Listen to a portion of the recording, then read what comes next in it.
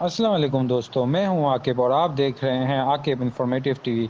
तो दोस्तों, आज की वीडियो में मैं आपको एक ऐसी नाफरमान कौम के बारे में बताने वाला हूं जिसके बारे में आर्कियोलॉजिस्ट की एक टीम को पता चला है और कुरान में इसके बारे में 1500 साल पहले ही बयान किया जा चुका है ताकि मुसलमान इसे पढ़ें और इससे हिदायत हासिल कर सकें। वो कौम कैसी थी और कहाँ बसती थी और इस कौम की क्या निशानियाँ थी और कुरान पाक में इसके दर्दनाक अज़ाब के बारे में क्या बताया गया है, ये सब आज की वीडियो में आपको बताने वाला हूं। लेकिन आगे बढ़ने से पहले आपसे गुजारिश है कि आप चैनल को सब्सक्राइब कर दें ताकि आप तक ऐसी ही इंफॉर्मेटिव ला सकें। तो दोस्तों, कुछ वक्त पहले ही की बात है कि अरब में आर्कियोलॉजिस्ट की एक टीम में से गैर मामूली साइज़ के इंसानी ढांचे मिले।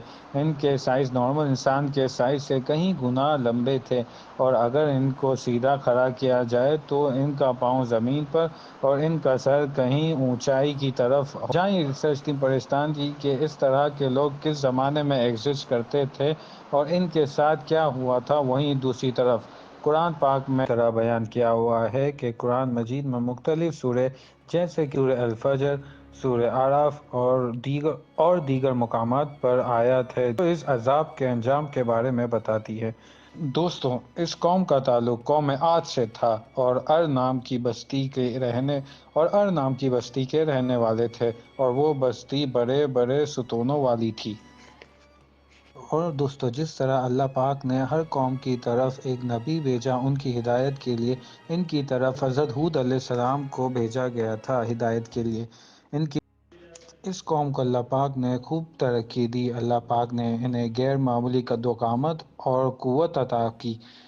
इनके इनके कद 12 मीटर के करीब हुआ करते थे और ये उस वक्त की सुपर पावर में से एक थी, क्योंकि इनके पास इतनी ताकत थी कि बड़े बड़े पत्थर को ये एक हाथ से उठा के बड़ी आसानी से फेंक दिया करते थे। कुरान पाक में इस कौम को कुछ इस तरह से बयान किया गया है कि ये लोग आधे अरब थे और एकाफ के बाशिंदे थे। बहुत ज़्यादा ताकतवर थे।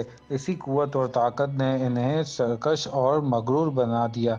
ये लोग कमज़ोर पर जुल्म करते थे और बुत परस्त थे।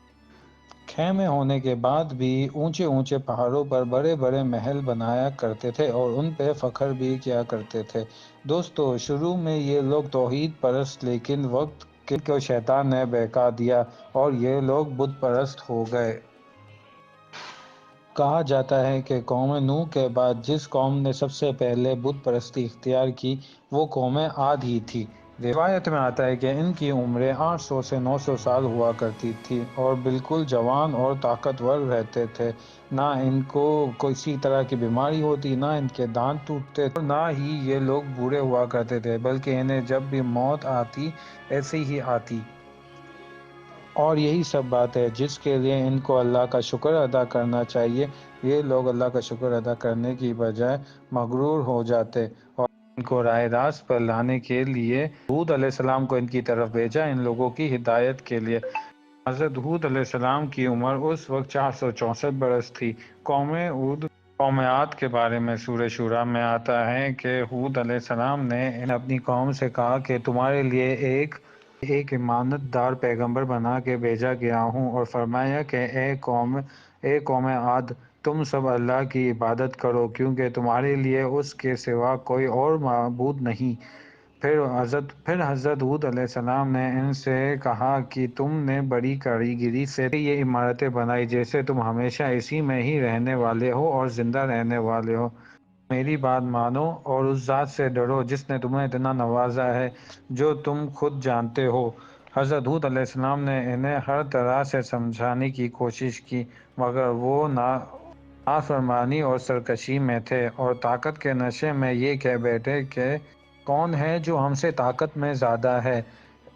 कौम के सरदार हज़रत हूद अलैहिस्सलाम से कहते कि तुम बेवकूफ़ हो और एक झूठे आदमी हो। हज़रत हूद अलैहिस्सलाम ने जवाब में कहा कि मेरा परवरदिगार किसी और कौम को तुम्हारी जगह बसा देगा और तुम कुछ ना कर सकोगे।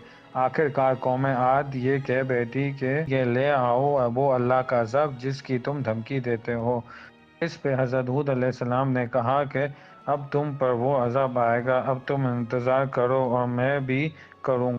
وہ قوم اللہ کے نبی اور ان کے پیروکاروں کا عذاب اڑاتی رہی۔ آخر کار حضرت ہود علیہ السلام نے اللہ سے مدد کی درخواست کی اور اللہ پاک نے قبول کر لی۔ اللہ پاک نے ان پر بارش بند کر دی اور روک دی۔ پھر ایک سیاہ بادل ان کی طرف آیا اور یہ خوشی سے ناچنے لگے کیونکہ ان کو لگ رہا تھا کہ یہ ان پہ برسے گا، لیکن وہ ایک اللہ پاک کا عذاب تھا۔ ایک ایسی آندھی تھی کہ ایسی تاریخ دنیا میں آج تک کبھی نظر نہ آئی۔ اس آندھی نے سب کچھ اجاڑ دیا۔ روایت میں آتا ہے کہ یہ آندھی اس قدر تیز تھی کہ محلوں، گھروں اور ہر چیز کو ایک جگہ سے دوسری جگہ اٹھا پھینک۔ 7 دن تک یہ آندھی اسی طرح چلتی رہی اور اس طرح اللہ پاک نے اس قوم کو عبرت کا نشان بنا دیا۔ کھدائی کرنے والی ریسرچ کی ایک ٹیم کو ان کے آثار ملے۔